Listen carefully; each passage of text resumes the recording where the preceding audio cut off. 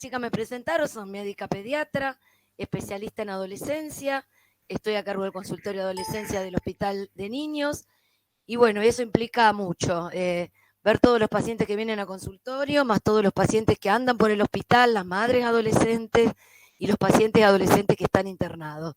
Por eso, bueno, esto se los cuento porque, bueno, esto es salud integral de los adolescentes, o sea, un poco de todo. A mí algunos me dicen a veces, ¿usted qué es psicóloga? ¿Es la ginecóloga? Y es eso, nosotros hacemos clínica general de adolescentes, ¿sí?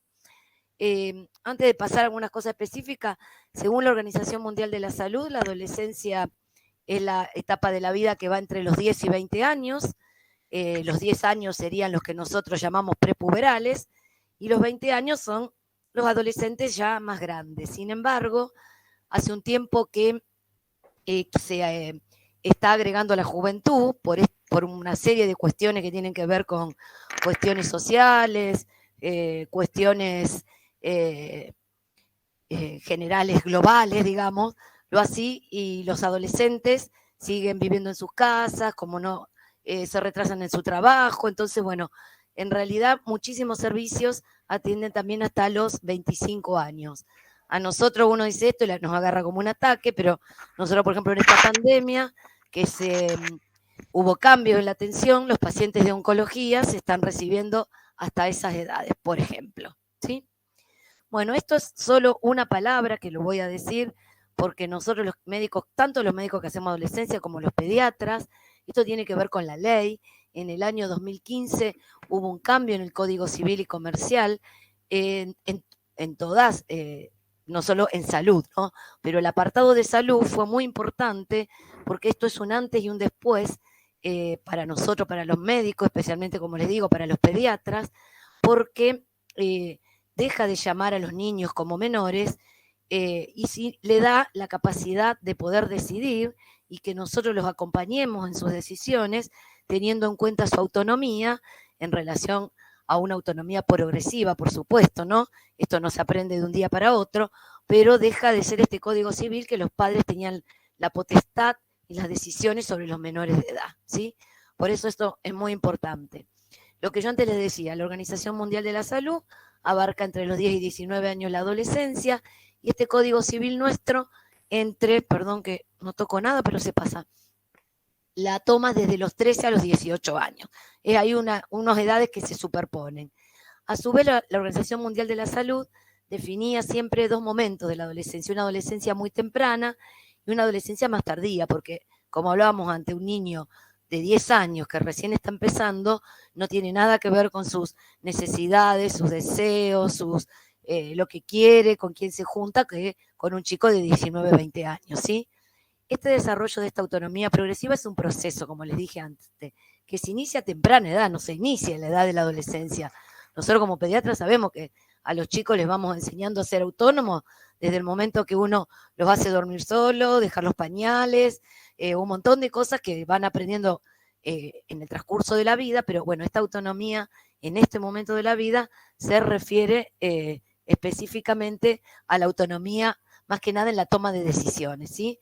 Que ahora vamos a ver un poco estas dudas en cómo atenderlo, si viene en una guardia, si viene en un consultorio, qué tenemos que tener en cuenta. Entonces, bueno, ¿esto por qué se cambió? Porque se sabe que esta adolescencia tiene una enorme potencialidad y tiene muchísimos cambios que tienen que ver con situaciones diversas, estos cambian rápidamente, se desarrollan, adquieren el pensamiento crítico, adquieren estas libertades distintas, se socializan, son creativos. Por eso uno debe tomarlos como actores a ellos propios y corrernos un poco nosotros de ese rol patriarcal que se hablaba antes, ¿sí? Entonces, ¿por qué cuento esto? Ustedes dirán, ¿qué tiene que ver la ley con la charla que me van a dar hoy? Y después vamos dando ejemplos. Esto tiene que ver con que en nuestro Código Civil y Comercial, a partir de los 16 años, todas las personas pueden consentir de manera autónoma, sin acompañamiento, todas las prácticas médicas, que es mucho esto decir. Y a partir de los 13 años pueden consentir lo mismo, todas prácticas médicas que no pongan en riesgo la vida o su salud. Esto entre los 13 y los 16. Por supuesto, para nuestro código, a partir de los 16 se los considera como adultos. Pero ¿esto con qué tiene que ver? Esto tiene que ver que hay muchísimos chicos que pueden ser muy maduros antes de los 16, después de los 16 y otros que no. Entonces, bueno, somos nosotros los que los tenemos que acompañar también un poco en esta toma de decisiones, ¿sí? Esto de riesgo de vida, hay un apartado, el que le puede interesar en el nuevo, ya no está nuevo, del 2015, que es riesgo de vida, ¿no? Las prácticas que nosotros hacemos habituales, tanto de guardia como de internación, como de consultorio, se consideran prácticas que no ponen en riesgo la vida. Ahora podemos hablar de algunas de ellas si alguien tiene dudas. Por eso, esto del consentimiento de un padre cuando algo ponga en riesgo la vida son situaciones generalmente extremas que no son las que uno ve diariamente, ¿sí? Por supuesto, la idea es que aunque puedan consentir solos, siempre vengan acompañados y que sea algo charlado entre el adolescente, el que lo acompaña, que no importa que no sean sus padres, y el médico que lo está tratando, ¿sí? Bueno, nosotros, además de todo este nuevo código, tenemos un montón de leyes. Yo aquí no les puse todas, solo le puse las que nosotros más utilizamos, que son la Ley de Salud Sexual y Reproductiva. ¿Por qué digo la utilizamos?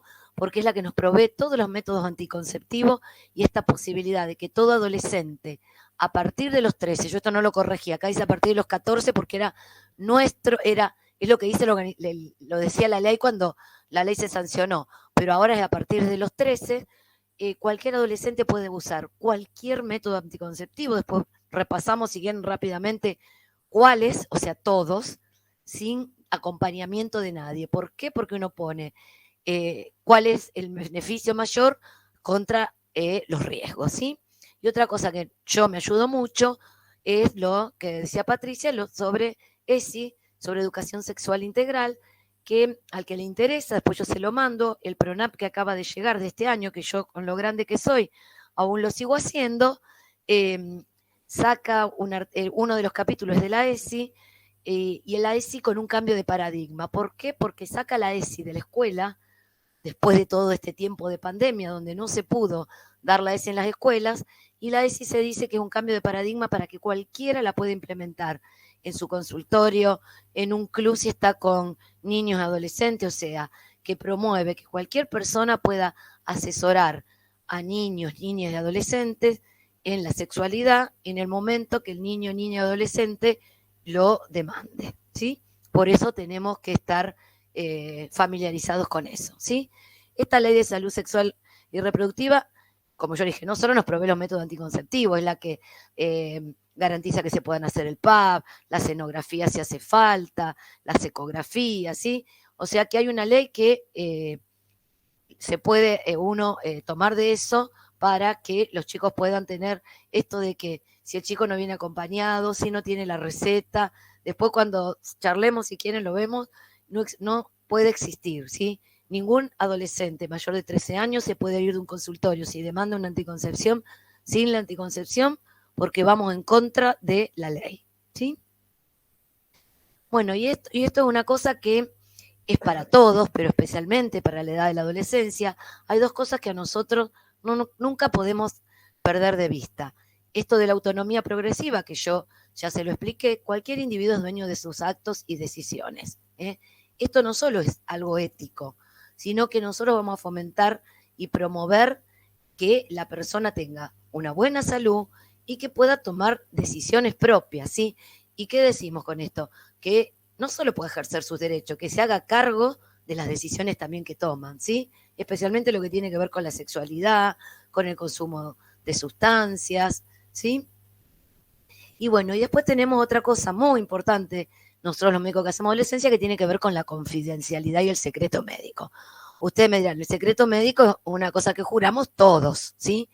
Pero esto, ustedes ven que en el medio hay una palabra que dice límites.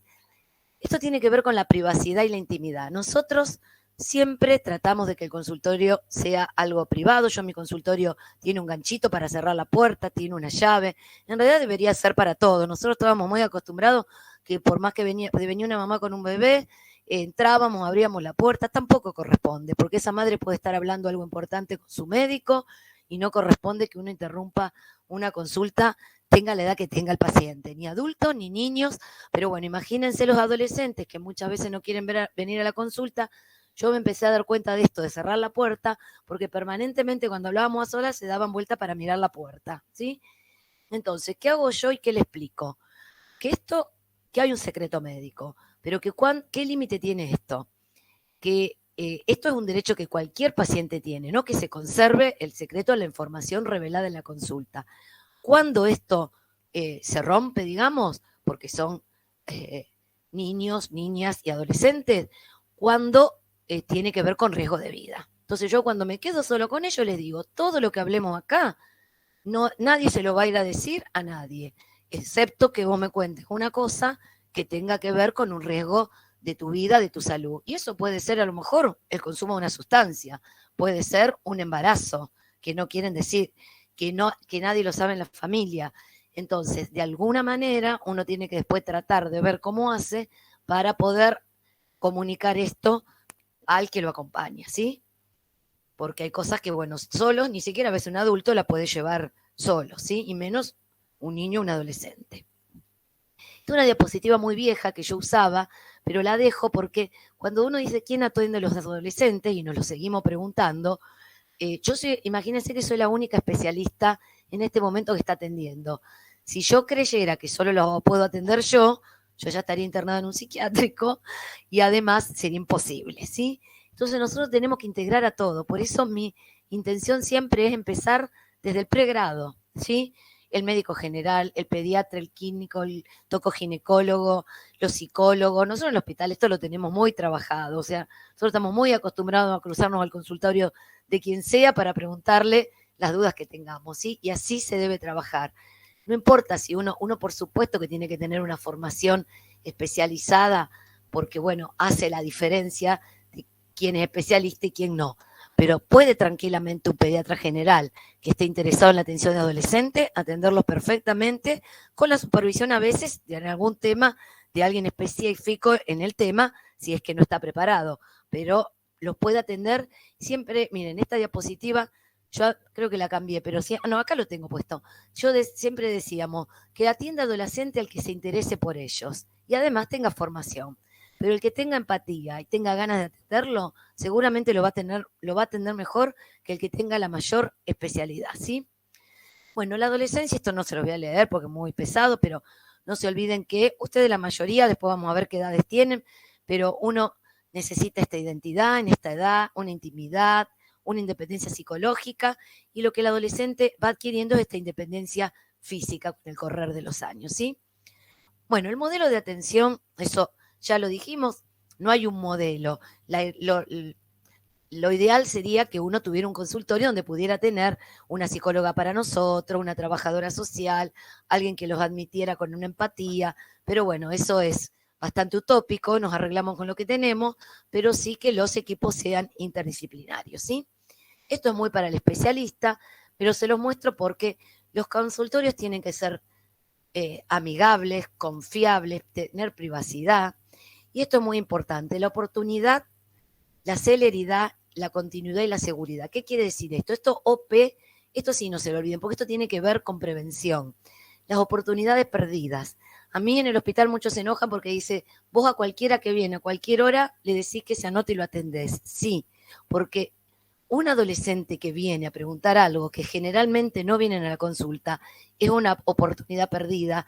Puede ser una prevención de un embarazo, puede ser la prevención de una enfermedad de transmisión sexual, puede ser la prevención de un intento de suicidio, puede ser un montón de cosas. No hace falta que uno se tome, si viene a golpear la puerta, 3 horas para atenderlo. Uno puede preguntarle qué le pasa y a lo mejor lo puede citar para dentro de 2 días cuando tenga un turno, pero al menos preguntarle qué es lo que le pasa que se acercó a golpear la puerta, ¿sí?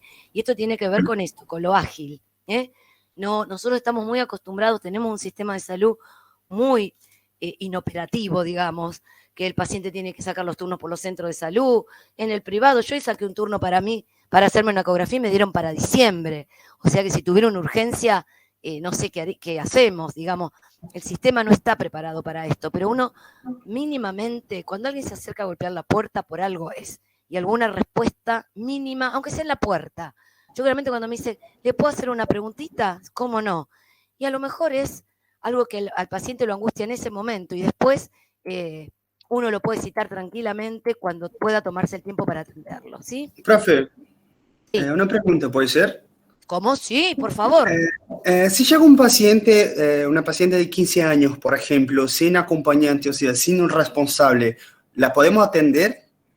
¿La debemos atender? La debemos atender, no solo que podemos, la debemos atender. Pero a partir de cuál edad que podemos atender sin un responsable?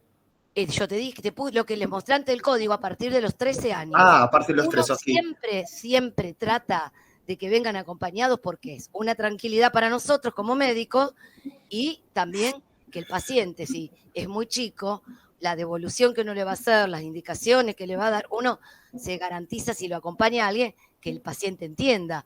Pero bueno, nosotros tenemos obligación a partir de los 13 años, venga por lo que venga, y les voy a decir una cosa, y Silvia lo sabe más que yo, y si son menores de esa edad, el paciente lo trae la policía porque está tirado en la calle, lo encontraron de un accidente, usó sustancia y tienen 10, 11 años, los atendemos también, porque ahí va el bien mayor por el bien menor. Yo estoy contando lo que uno tiene que hacer ante una consulta, por ejemplo, una consulta de consultorio, ¿no? Una internación. Pero la guardia, no sé, Silvia, si vos querés decir algo de eso, pero si alguien cae a la guardia, aunque tenga 10 años, porque lo trajo la policía, no lo vamos a dejar de atender. Sí, tal cual, Silvana, tal cual. O sea, la atención no se le puede negar a nadie, menos cuando está relacionado con algo de una urgencia. Muchas veces llegan aún pacientes menores de la edad que habla el Código Civil, pero que fueron víctimas, por ejemplo, de un accidente en donde vienen sin los padres, porque los padres han estado en el accidente. Obviamente que la atención no se le niega a nadie. Exacto. Luego uno verá, en el caso de que el chico tenga mayor de 13 años, por ejemplo, como dijo Silvana, cuál es la intervención que uno tiene que hacer, si corre riesgo, si no corre riesgo, si puede consentirla, no consentirla. Eso es otra cuestión. Ahora, la atención no se le niega. Ok, y si llega una paciente, por ejemplo, de 12 años, acompañada de sus padres y quiere concurrir a la consulta sola, y diagnosticamos un embarazo, ¿tenemos la obligación de decir a los padres a partir de cuál edad? Yo ahora, mirá, cuento 2, 3 cosas más que el power, y lo más interesante es las preguntas y eso, y ya no me voy a olvidar de contestártelo.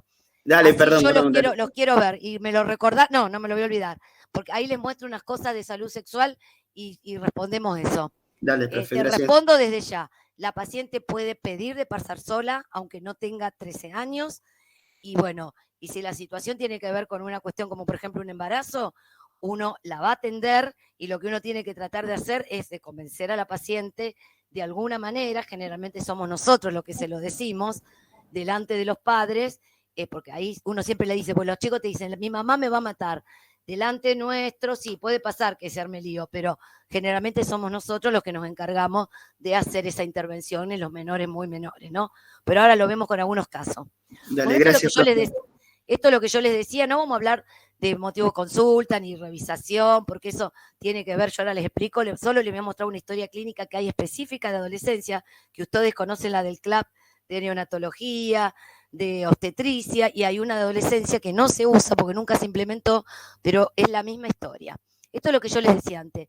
El motivo de consulta, generalmente el real o el espontáneo, no es el motivo, perdón, el aparente, el referido, no es el real o el espontáneo. ¿Qué quiere decir con esto? Que el que nos golpea la puerta y nos quiere preguntar algo es porque a lo mejor después tiene algo más que a solas no quiere decir. Entonces, esto es lo que nosotros tenemos que tener la capacidad de poder pesquisar. Por eso yo les decía, si alguien golpea la puerta y dice, no sé, doctora, ¿me puede ver? Uno no puede decir, no tenés turno, porque a lo mejor te dice, me puede ver, y justamente tiene que ver con que no usó, no se cuidó en una relación sexual y uno tiene que indicar una anticoncepción de emergencia, es un embarazo que se acaba de hacer una tirita y se enteró. Entonces, por eso es una población muy especial. Yo a mí en el hospital me cargan, pero tuve una discusión porque me dicen que yo soy especialista igual que todo. Y yo digo, No, porque el adolescente, primero que esto es clínica de adolescente, y el adolescente, por su etapa de la vida que está, es diferente. Entonces uno no puede decirle, tiene turno para adentro. No se crean que yo, a todo el mundo que viene, le digo, sí, entren y estoy 10 horas. No, uno pregunta, lo hace pasar y le pregunta por qué viene. Y uno, por supuesto, va a saber cómo resolver eso, ¿no? Y esto es muy común. Generalmente el motivo de consulta del acompañante no tiene nada que ver con el motivo de consulta propio. Los padres lo traen porque lo quieren traer. Cuando vos le preguntás al chico por qué vienen, se encogen de hombro porque no querían venir. Y después cuando uno se queda solo, ellos tienen un montón de dudas que no tienen que ver con nada de las preocupaciones que tenemos los padres. Que ahora yo se los voy a mostrar para que sepan. Las preocupaciones que tenemos los padres, de los jóvenes y los adolescentes, ustedes son más jóvenes que adultos, no tienen nada que ver con las preocupaciones de ustedes. Bueno, la anamnesis la hacemos como cualquier historia clínica, ¿sí?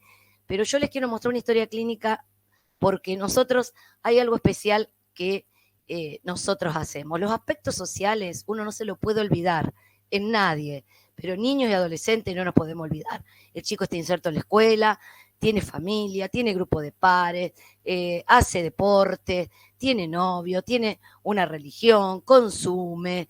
Entonces uno eso no se lo puede olvidar preguntar en esta etapa, ¿sí? El examen físico es bastante más fácil, yo diría, hasta que el del niño. Ahora vemos unas cosas específicas. Uno, bueno, si un paciente viene, como en todo, va a ser un examen físico, va a ser la historia clínica, va a ser un examen físico, va a ser medianamente un diagnóstico de la situación, un tratamiento, y lo difícil para nosotros con los adolescentes es la adherencia. ¿Qué quiero decir? Que los adolescentes no van a tomar lo que nosotros les decimos y nosotros nos tenemos que tratar de garantizar, por ejemplo, en anticoncepción, que después se los muestro. Nosotros ya nos damos cuenta quién es la paciente que a lo mejor no va a tomar las pastillas, porque vos ya la ves en su forma de ser, que no se va a acordar, o sea que uno tiene que tener mucha cancha en eso para darse cuenta a quién le va a indicar, por ejemplo, una anticoncepción oral y a quién un inyectable, ¿sí? Entonces, de eso se trata esta adherencia que nosotros decimos, ¿no? La palabra adherencia se usó al principio y se usa para las enfermedades crónicas. ¿Qué quiero decir? Un diabético, un chico neurológico, un montón de enfermedades crónicas que uno ve que le da primero como los padres le dan el tratamiento, a veces los padres tampoco se lo dan, los chicos mientras los padres se lo dan, por ejemplo un paciente HIV, toman la medicación. Cuando llegan a la edad de la adolescencia, como quieren ser igual a todos, salen, se olvidan la medicación, dejan de tomar un montón de veces, se dejan de hacer la insulina, comen cualquier cosa. Entonces, la adherencia a los pacientes crónicos es un tema muy importante para nosotros. La chica, también Patricia lo puede comentar, nosotros tenemos muchísimos pacientes crónicos en el hospital porque hay un servicio, que es el hospital de día, donde también recibe estos pacientes todos los días permanentemente. Entonces, pero también la adherencia tiene que ver con esto que yo les decía, darnos cuenta, por ejemplo, si uno indica un antibiótico, yo trato de buscar los que se den una vez por día o máximo cada 12 horas. Si yo le indico a un adolescente un antibiótico cada 6 horas, yo ya sé que no lo va a tomar, porque en esas horas está en la escuela, haciendo gimnasia, con los amigos en el recreo, imposible que lo vaya a hacer. Entonces, esas pequeñas cosas que son de lo diario, uno lo tiene que tener en cuenta en las consultas con adolescentes, ¿sí? ¿Qué es lo que nosotros tenemos en cuenta en esta etapa de la vida? Como durante toda la niñez, el crecimiento y el desarrollo, que sea normal. ¿Cómo lo valoramos? Pesándolo y midiéndolo. Vemos cómo está su estado nutricional, igual que como hacen ustedes, como vieron, para niños, ¿sí? Que tengan las inmunizaciones completas para la edad. Nosotros hacemos mucho hincapié, a mí me toca ver específicamente la vacunación de los 11 años. No sé si ya vieron vacunación. La vacunación de los 11 años ahora es muy completa. Cuando yo empecé a hacer adolescencia se había puesto solo la vacuna para hepatitis B y la triple viral. Ahora tenemos casi todas las vacunas para los 11 años. Entonces, o sea que es importantísimo revisar el carnet de vacuna en un adolescente, ¿sí? Y una cosa distinta a lo que hacemos en pediatría es evaluar el estadio de Tanner, ¿sí? Que ahora se los muestro. Los motivos de consulta, esto lo paso rápido, pueden ser variadísimos. Lo más común es, en determinada época en el año, en marzo, bueno, ahora no teníamos clases, pero en marzo todos vienen por el certificado de salud y de aptitud física. Después las preocupaciones pueden ser por los cambios de la pubertad, el peso y la altura. El peso es muy común, la talla es una preocupación de los varones, generalmente no de las mujeres. Consulta el varón de talla baja, si no la talla no es un motivo de consulta, y todo lo que tiene que ver con la alteración de la pubertad. Cuando alguien hace, ahora vemos las edades, una pubertad precoz o una pubertad tardía, esas son consultas comunes. Después, bueno, todas las patologías que tienen que ver por aparato y sistema, que eso no lo vamos a ver. Pero sí motivos de consulta que tengan que ver con conductas de riesgo. No solo lo que es violencia, uso indebido de sustancia, la chica que está en la guardia lo sabe más que yo, inicio de relaciones temprano, el abuso sexual, los accidentes, las lesiones por deporte, que son cada vez más frecuentes.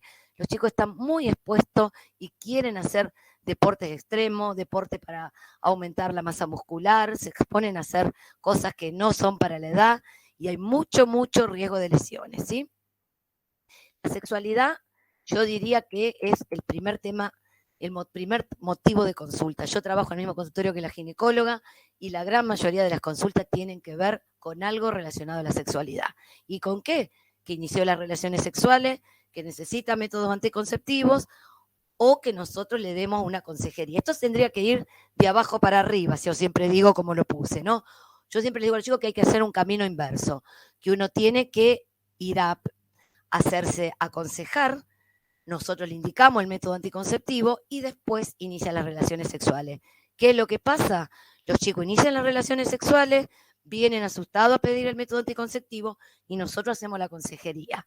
Pero la idea para hacer prevención en esto es que nosotros hagamos las cosas al revés y tempranamente. Los padres creen que si uno les informa desde muy chicos sobre sexualidad, que ese es el cambio también de paradigma en la ESI, que yo di una charla la semana pasada, es que uno, cuanto más, y están los trabajos que lo avalan, cuanto más tempranamente informe sobre sexualidad, menos riesgo de abandono escolar tienen, menos riesgo de embarazo no deseados, menos riesgo de empezar las relaciones sexuales a temprana edad y menos riesgo de conductas de riesgo. ¿Qué quiero decir conducta de riesgo?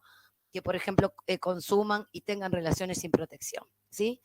Nosotros, los médicos, tanto los pediatras como los médicos que hacemos adolescencia, estamos muy acostumbrados a evaluar el nivel académico. Nosotros siempre preguntamos por la escolaridad, nos preocupamos mucho si está escolarizado o no, si rinde, si no rinde, si abandonó la escuela. Nosotros, los médicos pediatras, no sé, las chicas me van a decir, pero estamos muy acostumbrados. Es más, en el hospital tenemos una escuela hospitalaria, o sea que para nosotros la escuela es algo. Yo a los adolescentes les digo, acá el que no va a la escuela, martillo en la cabeza para la próxima, ¿sí? A la escuela es la edad, niño y adolescente, para estar en la escuela, porque si no se está en la calle. Bueno, y otro motivo de consulta que nosotros antes no era nuestra mayor preocupación o no era lo que nos llegaba a nosotros todos los días, todo lo que tiene que ver con salud mental, desde antes ya, pero muy incrementado por la pandemia, es de todos los días, ¿sí? Crisis del adolescente, trastornos de ansiedad, trastornos de conducta, depresión, los intentos no de suicidio, sino de lo que se llama autolesiones y autoagresión en la guardia, creo que es a diario, ¿sí? No sé, Silvia, si querés decir algo de eso, pero... Sí, tal cual, Sil. En los últimos años, la verdad, es uno de los motivos de consulta que más ha aumentado y todos los que vos dijiste, en donde también hay muchas drogas de abuso que se han introducido en los últimos años, ¿no?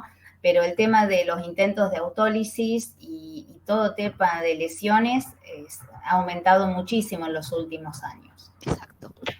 Bueno, y otra cosa que nosotros no podemos dejar de ver, porque nosotros no atendemos, por ejemplo, a un paciente adulto solo, nosotros atendemos a una familia en realidad. Nosotros en realidad estamos también muy acostumbrados los pediatras a esto, ¿no? A ver a la madre, padres, abuelos, tíos, el que tengamos.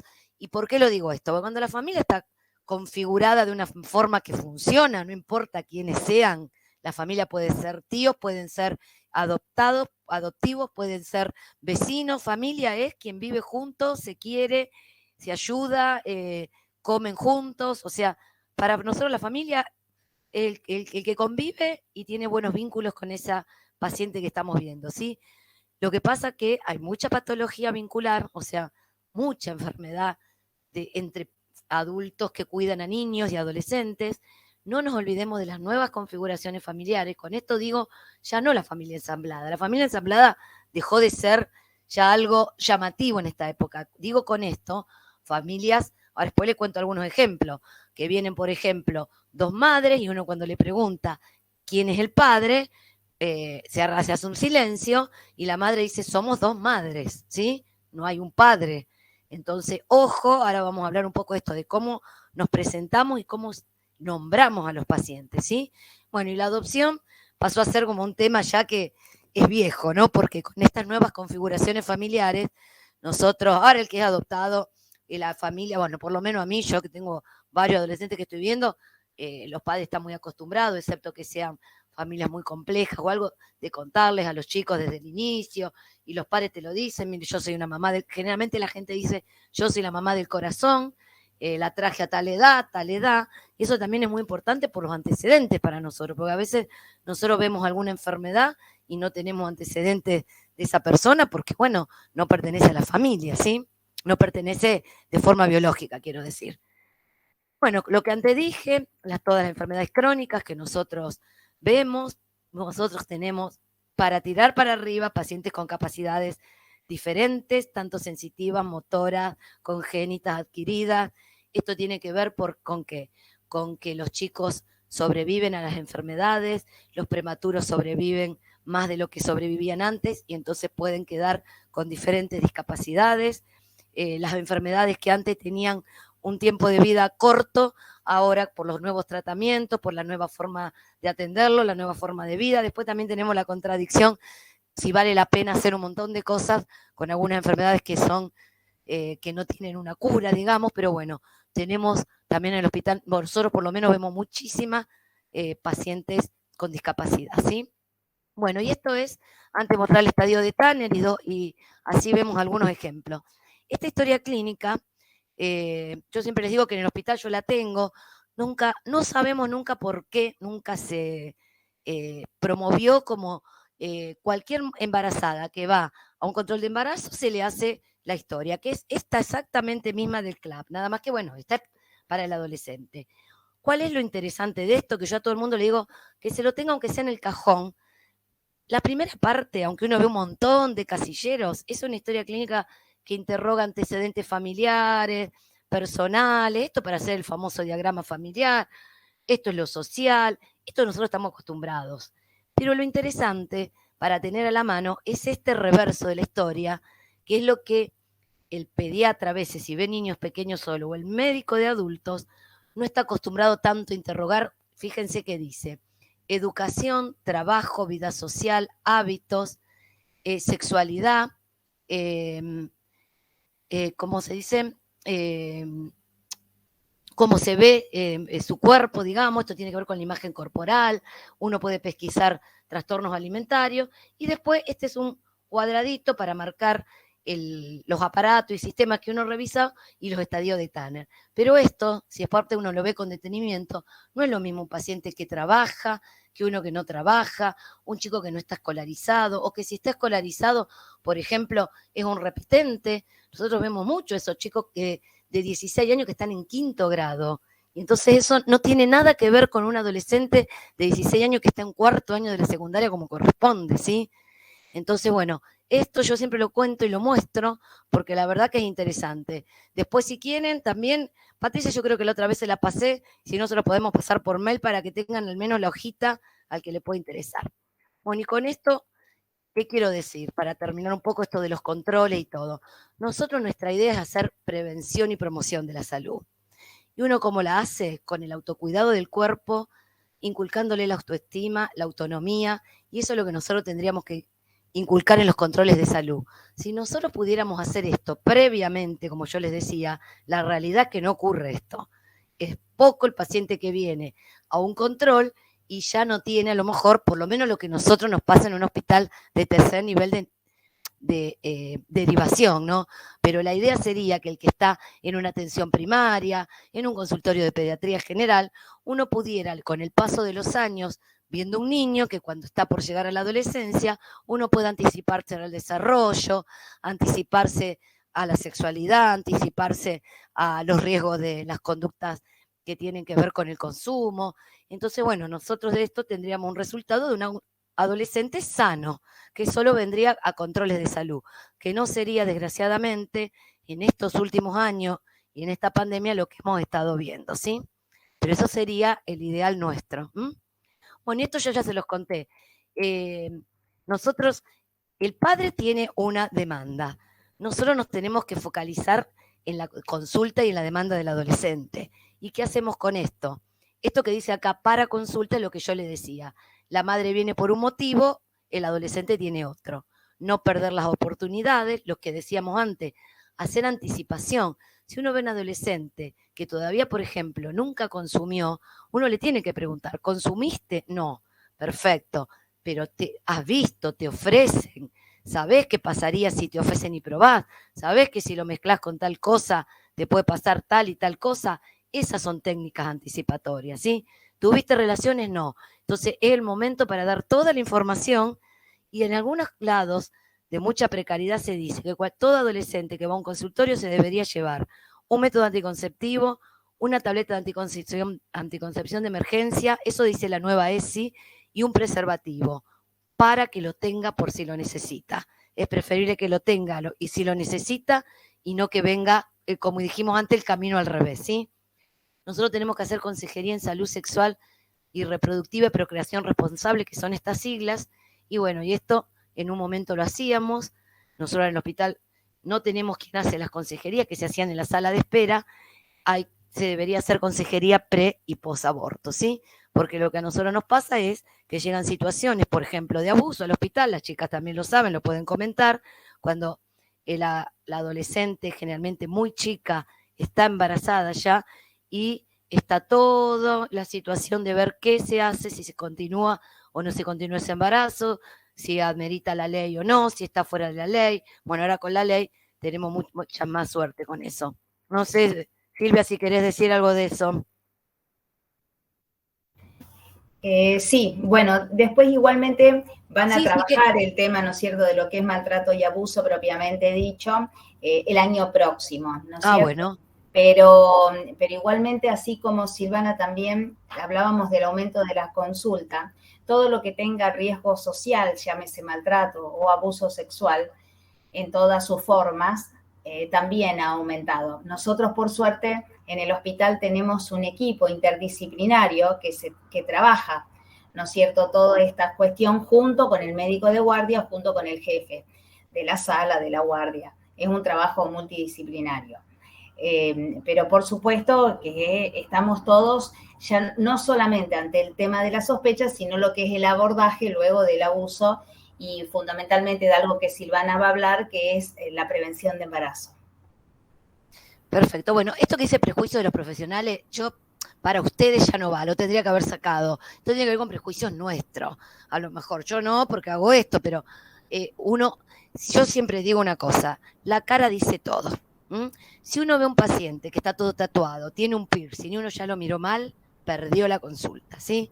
Si alguien está embarazada y quieren continuarlo, interrumpirlo y nos consulta y nosotros tenemos prejuicio con ese tema, vamos mal también. Y la sexualidad y sus diferentes expresiones es nuestro desafío de hoy, ¿sí? Ahora vamos a comentar algunas cosas. Bueno, esto de los equipos interdisciplinarios no es para adolescencia, es imposible en este momento como se está viviendo, que las situaciones son súper complejas, no atenderla con un equipo interdisciplinario.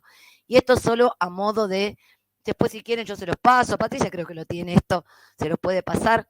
No es lo mismo la adolescencia temprana, cuáles son sus inquietudes, cómo empiezan los cambios, que esta adolescencia media y la adolescencia tardía. Ustedes imagínense que el adolescente que recién empieza tiene la inquietud del cuerpo, tiene vergüenza, se quiere encerrar en la pieza, ¿sí? En cambio, el adolescente, por ejemplo, ya tardío, es un adolescente que ya está viendo qué va a hacer de su vida, tiene sus objetivos, tiene una identidad sexual ya más clara, ¿sí? Generalmente ya inició las relaciones sexuales y sabe cómo cuidarse, más o menos sería así, ¿sí? Y lo que le decía, los padres estamos preocupados porque los chicos se rebelan, porque no sabemos dónde están, porque no nos contestan el teléfono, y los chicos, como ustedes, no están preocupados por eso, ¿sí? Están preocupados porque se llevan mal con los padres, porque los padres no les dejamos de hinchar, porque aparecen un montón de situaciones que son acá está también la habilidad de darnos cuenta si tiene que ver con la adolescencia normal, las cosas comunes que un adolescente va a hacer para poder independizarse de sus padres, o tiene que ver con conductas patológicas. Y esto que está acá, lo que recién también acaba de decir Silvia, nosotros está el médico, está el entorno, están todos los aspectos y es una comunicación todo el tiempo entre nosotros. Si no, no podríamos trabajar situaciones tan complejas como las que trabajamos, ¿sí? Y bueno, y antes de mostrarles los estadios de Tanner y cómo va la pubertad y eso, que es lo más importante de esto, ustedes no tienen que olvidar que, excepto enfermedades, el adolescente es un individuo sano. La etapa de la adolescencia ya pasó la etapa de las enfermedades generalmente infectocontagiosa, de que hacen broncoespasmo, excepto que son un asmático, pasó de que tiene fiebre generalmente, como cuando uno tiene un bebé, que generalmente los chicos tienen fiebre, tienen moco. El adolescente es un paciente generalmente sano, ¿sí? Pero nosotros no nos podemos olvidar que está en rápido crecimiento y cambio, tanto físico como mental, ¿sí? Que hay enfermedades propias de la adolescencia, eso sí también, y que van a ver diferentes los problemas que ellos tienen con respecto a los padres y con nosotros también. Y lo que dijimos antes, que el motivo de visita generalmente es diferente de la causa. Y la actitud con la enfermedad, que es lo que hace a la adherencia. Nosotros podemos tener patologías, como nos pasa con los chicos diabéticos. Los chicos diabéticos, yo les digo así, es así tal cual. Todos los chicos diabéticos que llegan a la adolescencia quieren probar de no ponerse insulina para ver si es real que tienen la diabetes o no, y si cómo andarían si no usarían la insulina. Y nosotros los tenemos en terapia en cetoacidosis, internados en la sala, después de la cetoacidosis que estuvieron en terapia, o sea, después de que pasaron por alguna situación que se pusieron en riesgo, a veces se tienen que poner bastantes veces en riesgo para entender cuál es la patología real y que no es algo que alguien les dijo o se lo inventó, ¿sí? No aceptan bien este tipo de enfermedades crónicas. Y como ellos están despreocupados por un montón de cosas, no valoran el riesgo que a veces tienen. Y esto de la experimentación y la curiosidad es una etapa normal, una cosa normal de la adolescencia, pero ojo que no pongan en riesgo la vida, que es lo que yo le digo. Uno no puede negar, aunque el chico te diga que no, y nuestros propios hijos, uno no va a ser tan tonto de creer que nunca probó algo, que nunca se tomó algo, porque el que dice, no, mi hijo no toma, mi hijo nunca fumó, no es así. Pero una cosa es probar para experimentar, porque soy adolescente, otra cosa es que eso sea mi hábito o mi modo de vida, ¿sí? Bueno, y para mostrarle los estadios de Tanner y cómo lo evaluamos. No sé si ustedes conocen, después si no se los mostramos, porque recién están empezando. Nosotros nos apoyamos en un libro verde que tiene la Sociedad de Pediatría, que ustedes también lo pueden bajar en una aplicación, lo buscan por internet. Y nosotros, todo lo que nosotros siempre hacemos de pesar, medir, sacar el índice de masa corporal, tomar la presión, no, lo valoramos con las tablas que tenemos, ¿sí? Eso es lo que acá dice, que nosotros nos apoyamos en la cronobiología de la pubertad.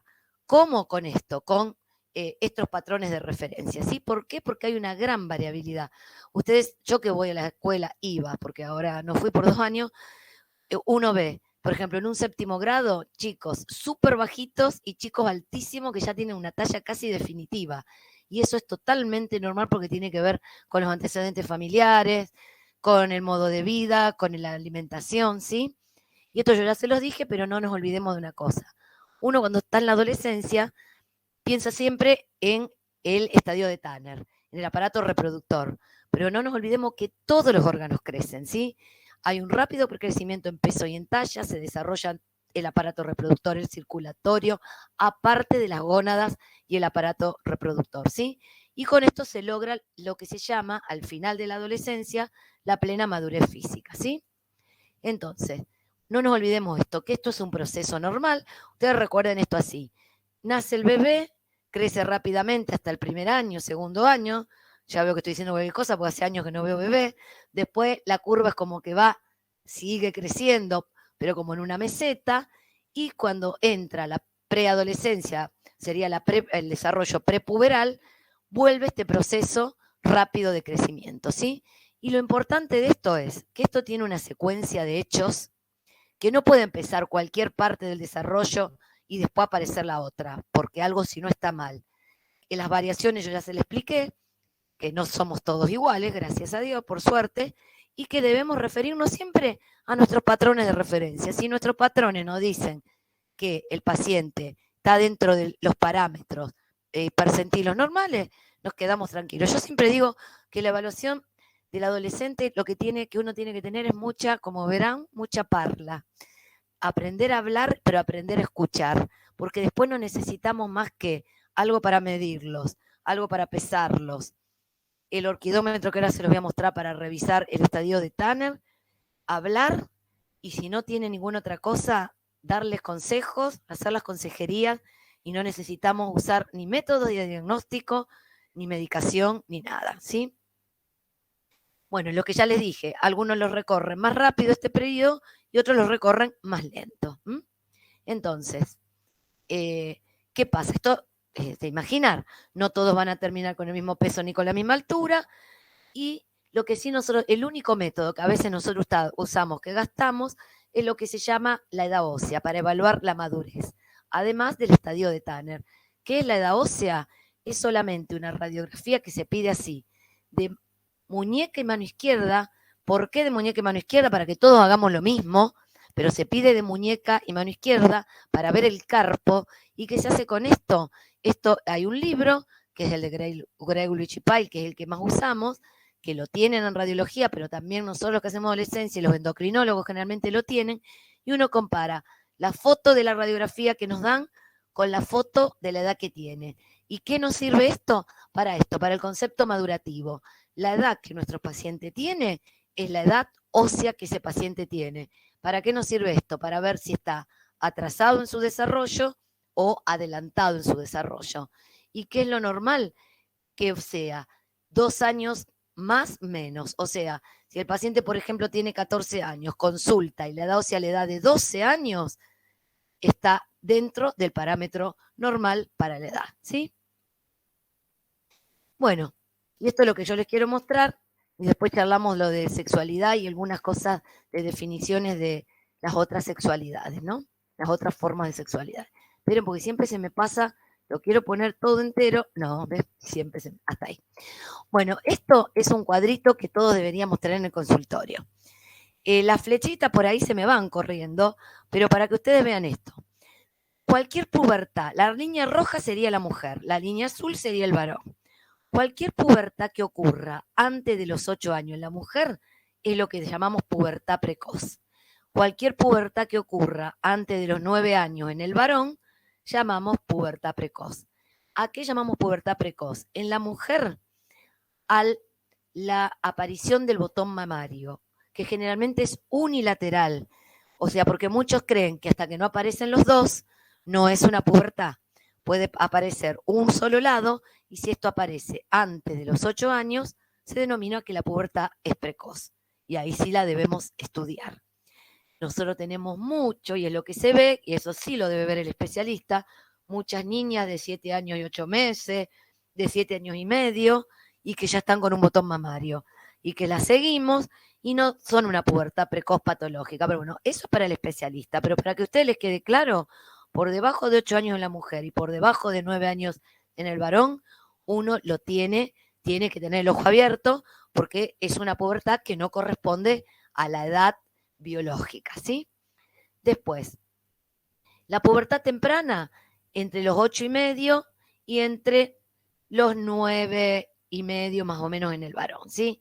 Esto, lo de precoz y temprana, es una cosa más para nuestra especificidad. Ustedes lo que tienen que saber es esto, 8 y 9 años, ¿sí? La pubertad tiene una edad de desarrollo que va más o menos entre los 10 años y medio hasta los 13 años en la mujer. Esta barrita está mal corrida y sería hasta los 14, no está bien, acá está, las de color están mal, hasta los 14 en el varón. ¿Por qué esto es importante? Porque si uno ve, no dije el varón, la mujer, el primer signo es el botón mamario, y en el varón, el desarrollo del aumento testicular, que por eso es importante que veamos el orquidómetro, porque ningún varón se da cuenta del aumento del tamaño testicular. El varón se da cuenta por el vello, por la voz, pero no sabe cuál es la diferencia entre el tamaño testicular del niño con el que empezó el desarrollo, ¿sí? Entonces, esto es importante porque si a partir de los 13 años en una mujer o a partir de los 14 no apareció ninguno de estos dos signos de desarrollo, nosotros tenemos que estar atentos que la pubertad está atrasada. Puede ser atrasada normal, pero hay que estar atentos como dijimos acá con esta, ¿sí? Y si después de los 15 años no apareció ningún signo de desarrollo puberal, esto que dice acá HG es hipogonadismo hipogonadotrófico, ¿no? Es 15 para las mujeres y 16 para los varones. Que acá tampoco está puesto. Siempre se me salen las letras, se me corren la flechita. ¿Qué quiere decir esto? Que tiene que ver con patologías. Esto sí es para el especialista. Pero yo lo que quiero que ustedes recuerden es cuánto es el límite de pubertad precoz y de pubertad por lo menos atrasada o patológica, para que uno sepa rápidamente identificar con los signos de desarrollo puberal del Tanner cómo va ese paciente. Ya les muestro los signos de desarrollo y dejo de compartir la pantalla, así charlamos un ratito. Esto, miren, esto es el camino que una mujer debería hacer. Aproximadamente a los 10 años aparece el botón mamario, que sería el Tanner 2. El Tanner 1 es el de la niña, el prepuberal sin botón mamario. ¿Qué pasa? Las mamas siguen desarrollándose, fíjense que el vello pubiano aparece después, entonces si nosotros nos fijáramos en el vello, que además tiene, ustedes saben más de esto que yo, tiene otras hormonas también que participan, no solo las que van a producir el desarrollo puberal, si nosotros esperamos que alguien venga por el vello pubiano, estamos ya muy tarde con el desarrollo puberal, ¿sí? Entonces, la mujer hace primero el botón mamario, empieza rápidamente a crecer en estatura, llegando a un rápido crecimiento, más o menos a los 12 años y unos meses se decía que era el promedio de edad para nuestra población en Argentina. Hoy vemos mucho desarrollo y menarca, que es la primera menstruación antes. Pero los estudios dicen esto, ¿sí? Entonces, la menarca es el último, fíjense, evento del desarrollo puberal. Estas son preguntas de los exámenes siempre. ¿Por qué es importante saber esto? Porque si una niña, yo ayer vi con la ginecóloga una niña que mandaban de la guardia de aproximadamente 6, 7 años, que tenía manchitas de sangre en su bombacha, sin ningún signo de desarrollo puberal. Entonces uno tiene que buscar una infección urinaria, parásitos, abuso, una tumoración, o sea, uno estudia una niña de 6, 7 años que venga con sangrado genital, o sea, una niña de 7 años no tiene la menarca, tiene un sangrado genital, ¿sí? O sea que esto es lo último, tiene que tener vello, tiene que tener las mamas desarrolladas, fíjense que cuando aparece la menarca las mamas están en estadio 4 o 5, que es el último estadio de desarrollo. Bueno, esto del desarrollo puberal, que está en el libro verde nuestro de Sociedad de Pediatría, esto lo pueden ver en cualquiera de los dibujos y la foto. Esto es el desarrollo del vello pubiano. Bueno, y en el varón, ¿qué sucede? Yo ya se los muestro porque ya quedan dos nomás. El varón, uno tiene que tener el orquidómetro porque si no es difícil saber esto que dice acá, que es 4 a 6, que es volumen testicular. Cuando el varón tiene un volumen testicular entre 4 y 6, que más o menos es, fíjense, un poco más tarde que la mujer, más o menos cerca de los 11 años, es el primer signo de desarrollo puberal. Después el varón hace un rápido crecimiento de talla, pero un poco más tardío. Por eso el varón primero es más bajo que las mujeres y después termina siendo generalmente más alto. ¿Cuándo alcanza el pico de talla? Entre los 13 y los 14. Si vimos el anterior, la mujer lo alcanzaba entre los 12 y medio más o menos, un poquito, un tiempo antes que el varón. Por eso la mujer generalmente es genéticamente más baja que el varón. El vello pubiano aparece después y el resto de todos los signos de desarrollo puberal también. ¿Y cuándo se dice que un varón está totalmente desarrollado? Que eso tampoco uno lo tiene porque es más difícil de evaluar.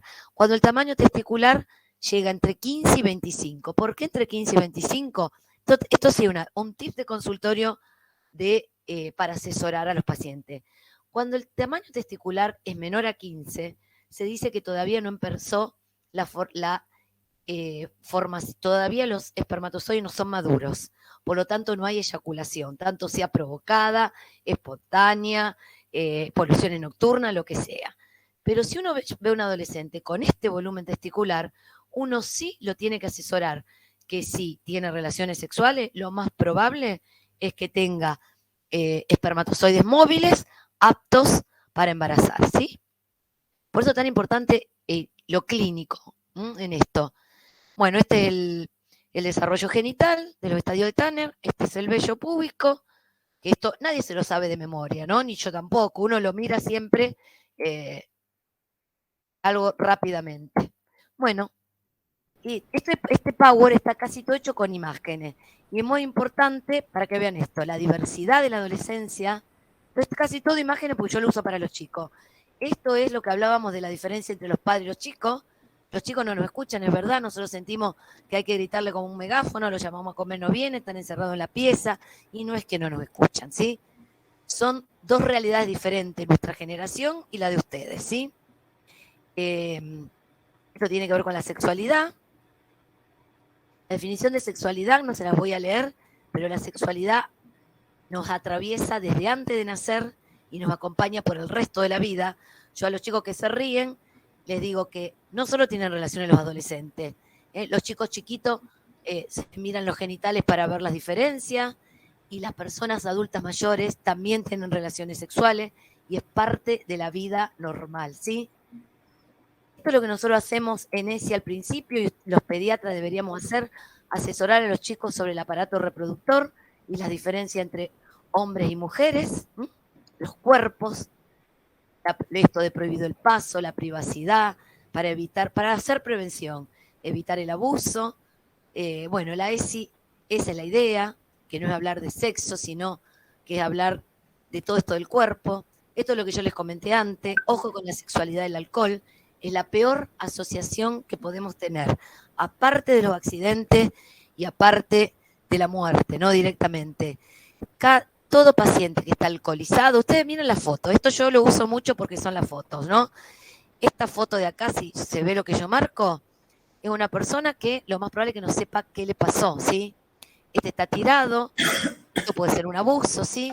La peor asociación es haberse alcoholizado, no recordar lo que pasó, por supuesto que nadie se va a poder colocar un preservativo, y lo más probable es que no haya acordándose de tomar la anticoncepción de ninguna manera esa noche si está en ese estado, ¿sí? Entonces la anticoncepción nosotros con la sexualidad la tenemos que relacionar de una forma activa, preventiva, ¿sí? Igual que las infecciones, que van de la mano. Otro mito es la primera vez de la sexualidad que no embaraza, que no te contagias nada. Eso es un mito que sigue estando, ¿sí?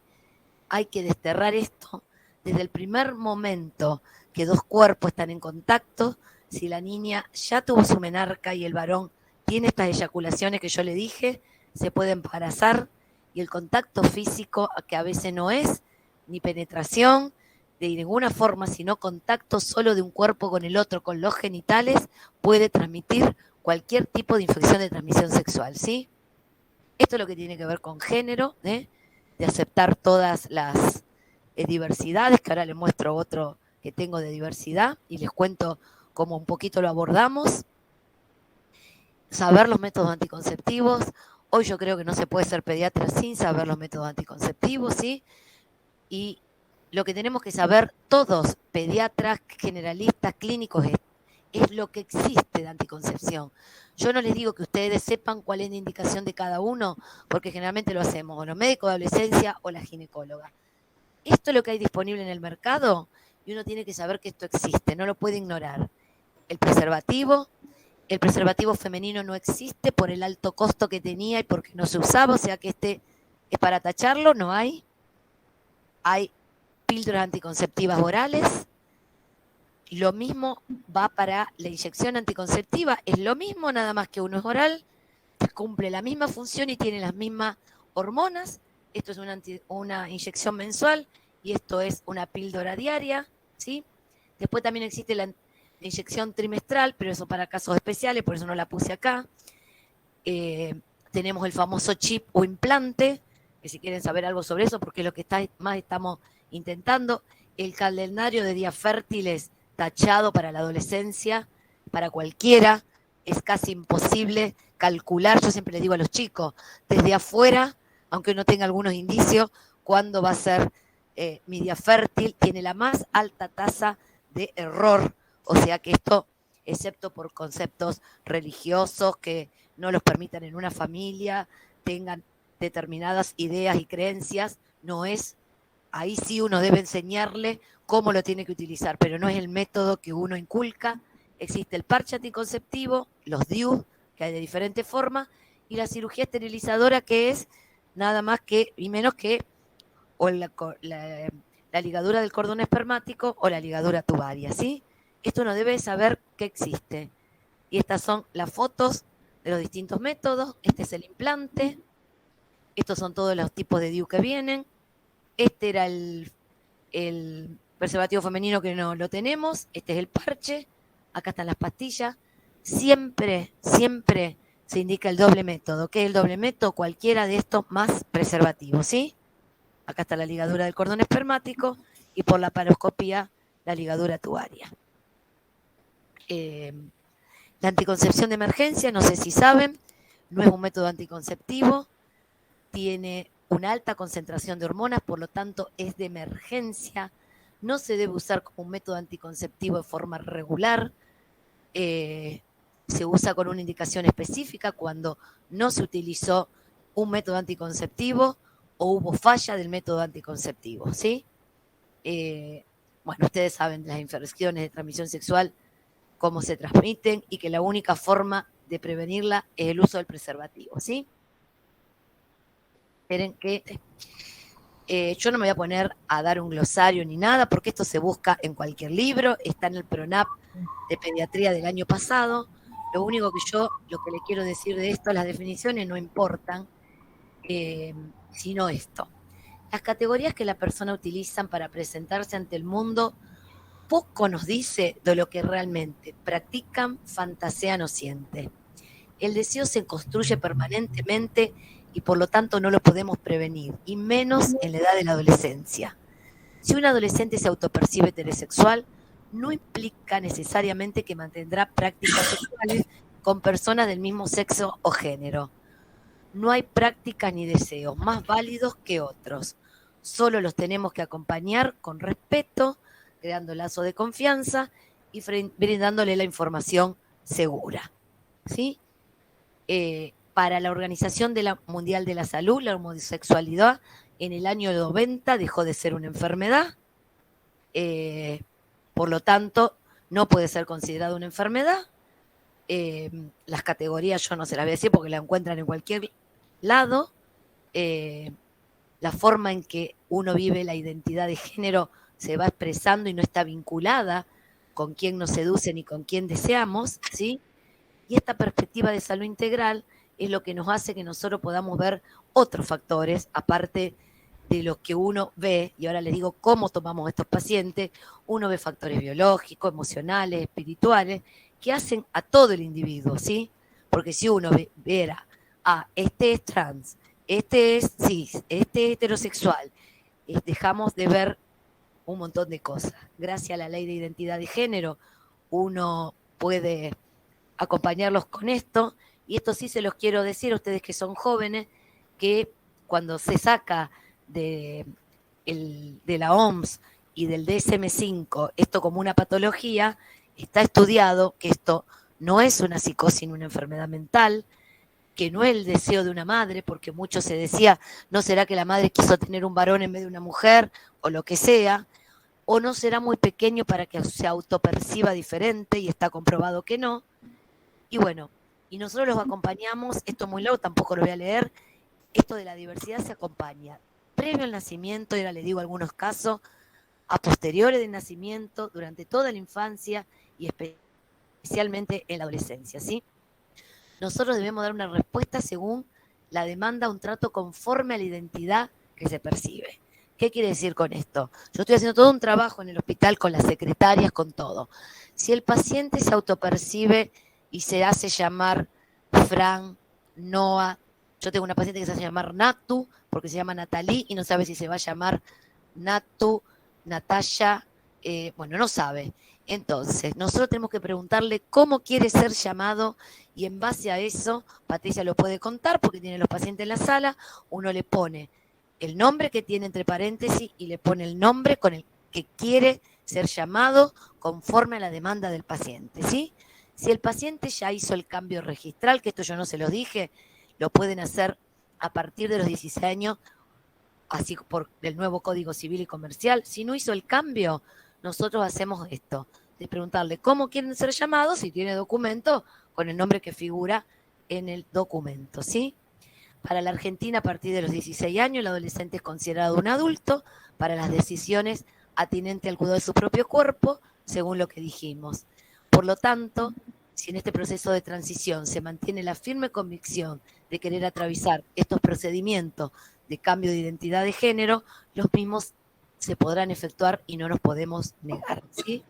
Y bueno, y después, las vacunas como para cualquier paciente. No sé si saben lo que es el campo de látex, ahora yo se los explico. Bueno, el uso del preservativo y para reflexionar en general sobre nuestra práctica cotidiana. Nosotros los pediatras, los médicos adolescentes y todos los integrantes del equipo de salud somos garantes de la promoción en salud integral de niños y adolescentes y jóvenes que están inmersos en contextos diversos, en mundos diversos, para que ningún niño, niña o adolescente quede fuera de este sistema sanitario por su identidad o por su orientación sexual, somos nosotros los que los tenemos que acompañar.